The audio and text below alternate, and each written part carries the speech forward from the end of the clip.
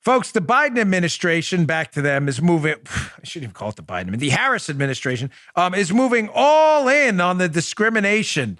It's discrimination agenda. They haven't said, hey, we're all about discrimination. No, they are. They are. They won't call it that. They're calling it now equity.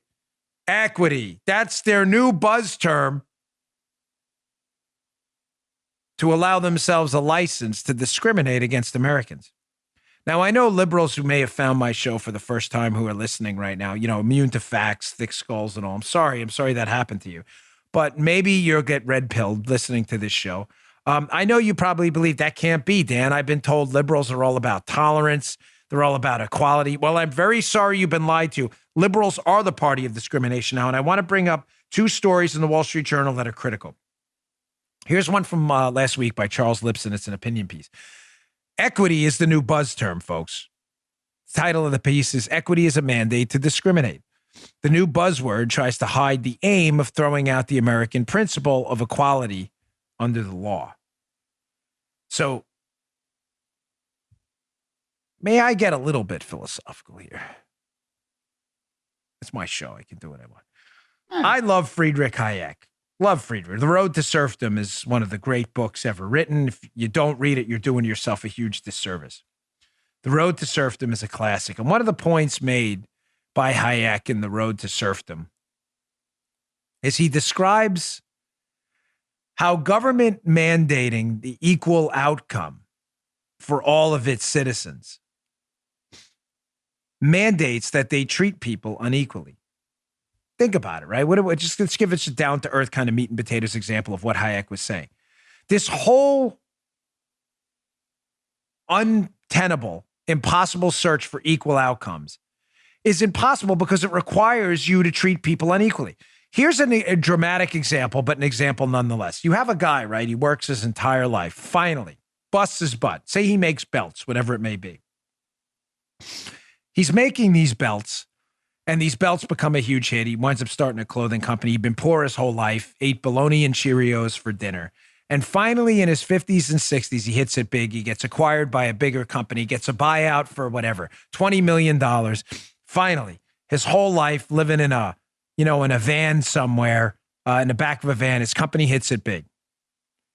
He is now, Joe, according to these equity people, he is one of those evil rich people, right? $20 million is a lot of money, despite the fact he was poor his whole life and worked at.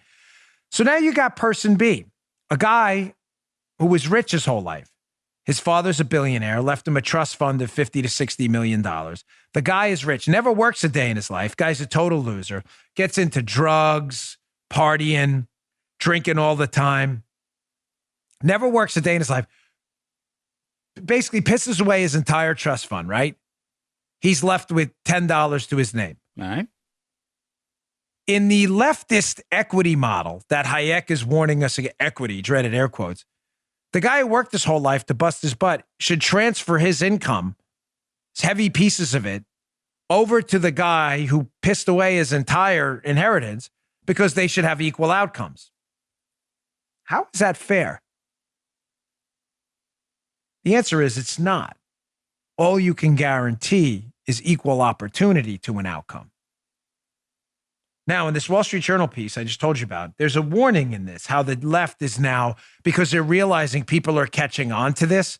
Like, hey, I worked really hard in my school. Why should I not get into college because I'm white or Asian, while someone else who may be black or Hispanic or some other ethnic group that's a preferred ethnic group by this college practicing discrimination gets to score a lot lower than me on the SAT and get in? That doesn't sound fair. So people are catching on to this. So the left has to constantly change the name of what they're doing. The Wall Street Journal piece covers it pretty nicely. Quote, it says, listen, what we're seeing now is different. This isn't, the 1950 social safety net anymore. This is like stealing from people to give to other people. So they go on, quote, it's the claim now that the unfair treatment of previous generations, or perhaps a disadvantaged childhood, entitles one to special consideration today as an adult or young adult. Most Americans who are generous and pragmatic have been willing to extend some of these benefits at the margins and for limited periods. They don't want to turn these concessions, however, into large permanent entitlement programs, giving substantially different treatment to different groups, even if those groups have suffered historical wrong. Folks, do you see the point here? This conversation about reparations? Ladies and gentlemen, this is not workable. You are asking people alive today who had nothing to do at all with slavery, which thankfully, obviously, is illegal in the United States. I thought we understood that. There is no person alive today who has been a slave. You are asking someone who had nothing to do with a historical wrong to pay someone else who was not wronged by the historical wrong today. That's not workable. Because once you start incorporating historical grievances into claim for equity and to claims on the income of others, where does it end, Joe? Joe's from... Joe, you're Scottish, right? Armacost? A little bit. I have asked you this a million times. Yeah, French, German, a little Scottish. bit. Yeah, it's... Yeah. Okay. I've asked Joe that 1,000 times. You think I'd know more. But does Joe get to make a historical claim too? Ladies and gentlemen, it's a serious question. I'm not comparing historical ills either. Right. There are obviously historical ills that have no comparison. They just don't. The Holocaust, at least in the United States, slavery. But if we're going to allow historical ills for Joe to make a claim on the income and assets of others, does Joe get to say like, hey, I don't know, the Scots were subjected to English tyranny back in the era of William Wallace in 1297. I should get, you're like, oh, that sounds crazy. Of course it does. Because Joe was not alive then. It had nothing to do with it. And either did anyone today who's from the United Kingdom. It will never end. This is just an excuse to discriminate against people, literally. You are discriminating against people who have done no wrong, to people they don't even know, by taking the assets and the stuff they've worked for away from their families to give it to other families when you don't even understand who did right or wrong or who the other family could be rich themselves. This is insane. Now they are using this canard, this equity canard. This is their new red herring. They're using it to destroy public safety. Another article. This is a good one. And I have this, against my better judgment, I put it in the show notes, again, bongino.com/newsletter, because the Wall Street Journal, a lot of the articles are subscription only, but this is worth your time. If you have a subscription, read it. If not, maybe the link is free today. I'm not sure, but the article is important.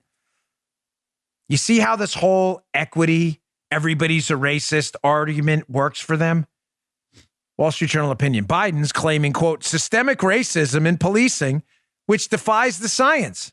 There's a new report out, folks, that shows, am I reading this right? No racial disparities in crimes committed versus arrests made. Jeffrey Anderson, Wall Street Journal. That sounds weird because we've been told, Joe, did we not, that if you happen to be black or Hispanic, you are definitely targeted by the police and arrested at a disproportionate rate to committing crime. So the DOJ did this study, the Department's Bureau of Justice Statistics. And here's the kicker. They didn't even ask the police about the crimes. They asked victims. Why? Because then, of course, the liberal race hustlers will say, no, the police are just framing people. No, they asked victims, did you have a crime committed to you? And they said, yes, I did. Yes, I did. Here, from the Wall Street Journal piece, how they're going to crack down on the police now using this fake narrative that they're targeting black and Hispanic people. That's just not true. In a report released days before Biden's inauguration, the DOJ examined whether people of different races were arrested to a degree that was disproportionate to their involvement in crime. Stunning conclusion, Joe. Of course, I'm being sarcastic because everybody who actually was a police officer or knows a police officer knows this is true. The report concluded there was no statistically significant difference by race between how likely people were to commit serious violent crimes and how likely they were to be arrested. In other words, the data suggested that police officers and deputies focus on the criminal's actions, not their race.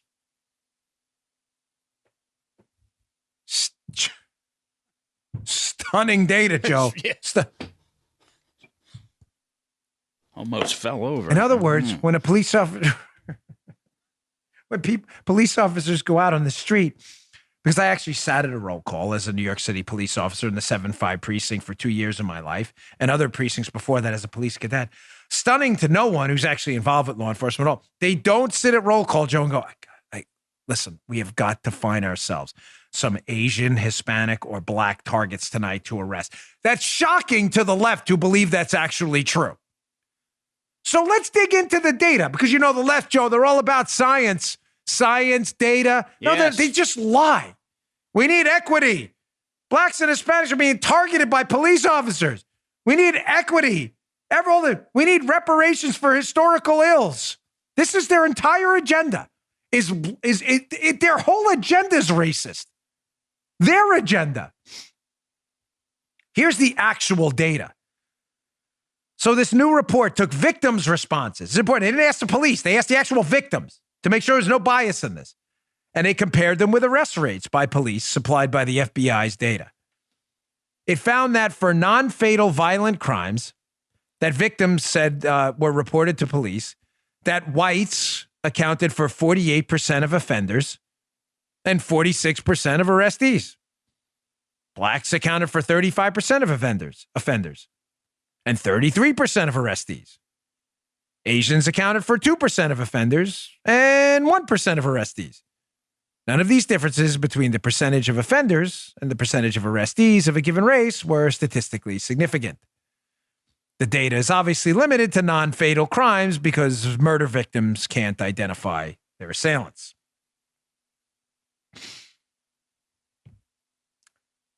Again, this is shocking data for the left that is now figured out for the first time that people aren't targeted by their race. They're targeted by the police, Joe. Get ready, because they were reported as potential perpetrators of a crime. He's hyperventilating. Get a bag, someone, put it over Joe's face. Get that CO2 in there because he may not make it through the segment. This is stunning. Stunning to the people at home who are liberals who are just figuring this out. That you claim to believe in science and data to back your equity, aka racist, discriminatory agenda to treat people differently based on race, right? You back it up with data that doesn't exist. You're just making it up.